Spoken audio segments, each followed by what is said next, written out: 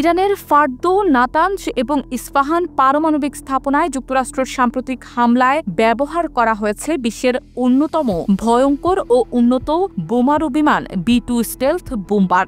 এই বিমান শুধু প্রযুক্তির নিদর্শনই নয়, আধুনিক যুদ্ধবিদ্যার এক মোক্ষম উপকরণ, যা শত্রুপক্ষ বুঝে ওঠার আগেই নির্ভুলভাবে আঘাত হানতে পারে।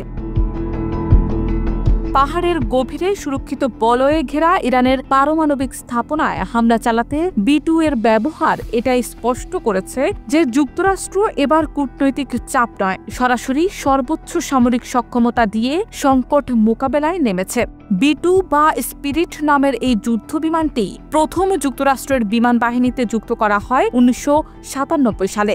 এটি রাডারে ধরা পড়ে না, কারণ এটি তৈরি স্টেলথ প্রযুক্তিতে, যার ফলে বিমানের শরীরে রাডার প্রতিফলন হয় না, বা হয়ে থাকলেও তা শত্রুর নজরে আসে না। স্টিলথ গঠন ছাড়াও বিমানের শরীর বিশেষ ম্যাটেরিয়ালে আবৃত থাকে, যা রাডার তরঙ্গ শোষণ করে ফেলে। বিমানের সমস্ত অস্ত্র ভেতরের ককপিটে সংরক্ষিত থাকে, বাইরে ঝুলে থাকা কিছুই থাকে না, ফলে রাডারে সিগন্যাল প্রতিফলনের সুযোগও থাকে না।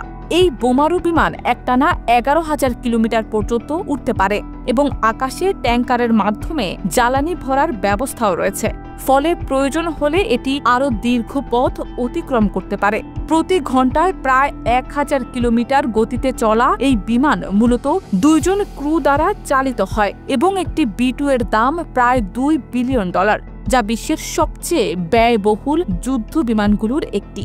বিমানটি শুধু ভয়ঙ্কর পরমাণু বোমা বহনে সক্ষম নয়, বরং এর অস্ত্রভাণ্ডারে রয়েছে বাংকার বাস্টার নামের ভারী ও বিশেষ ক্ষমতাসম্পন্ন বোমা, যা পাহাড় বা কনক্রিটের নিচে থাকা স্থাপনাও ধ্বংস করতে পারে।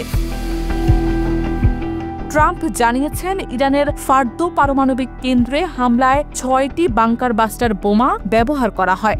সাধারণভাবে ধারণা করা হয় 2টি বোমাই যথেষ্ট, কিন্তু এই হামলায় 6টি বোমা ব্যবহার করা হয়েছে, যা থেকে বোঝা যায় ফার্দোর মতো গভীর ও সুরক্ষিত স্থাপনাও যুক্তরাষ্ট্রের টার্গেটের বাইরে নয়।